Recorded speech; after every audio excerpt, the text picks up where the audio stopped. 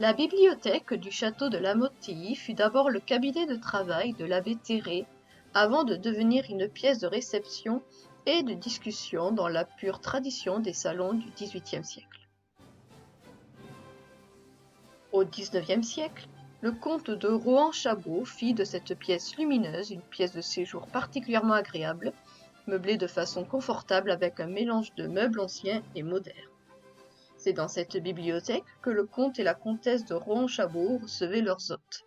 Cette brillante société était composée d'historiens, d'hommes de lettres tels que Charles Maurras ou Colette, d'artistes et d'hommes politiques tels que Alphonse XIII d'Espagne.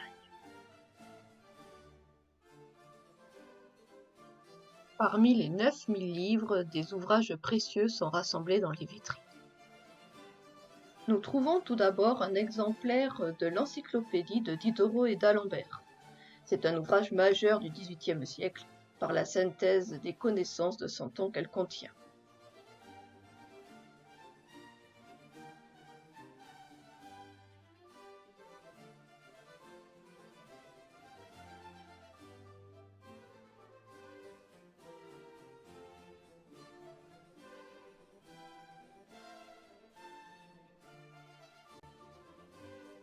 La bibliothèque possède également une édition en 4 volumes des Fables de La Fontaine.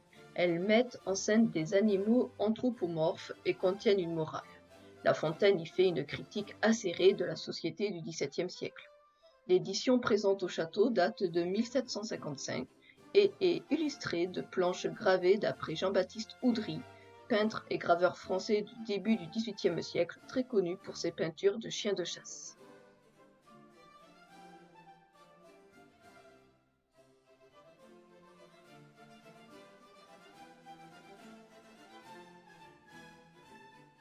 Le château possède également les œuvres de Molière, dramaturge français ayant travaillé à la cour de Louis XIV et auteur de pièces de théâtre telles que Le bourgeois gentilhomme et Le malade imaginaire, dans lesquelles il critique la société du XVIIe siècle.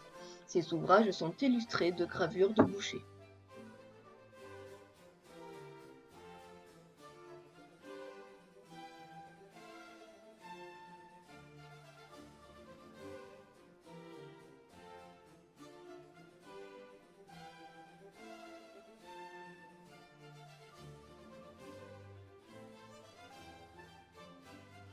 Nous trouvons également le livre d'heures de la reine Anne de Bretagne, épouse de 2 rois de France au XVe siècle, traduit du latin et accompagné de notices inédites par l'abbé Delaunay en 1841. C'est un livre liturgique, édité en 850 exemplaires. Parmi les souscripteurs, nous trouvons entre autres Napoléon III et le président Casimir Perier.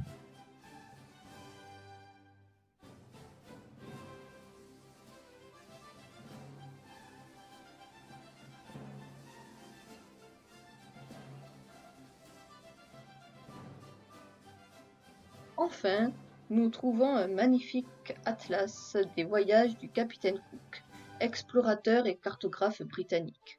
Ce livre fait partie d'un ensemble de 3 ouvrages en 13 volumes de texte et 2 volumes d'atlas qui relatent les voyages de James Cook entre 1768 et 1779. Les gravures sont de Bénard, connu pour avoir fourni des planches à l'encyclopédie.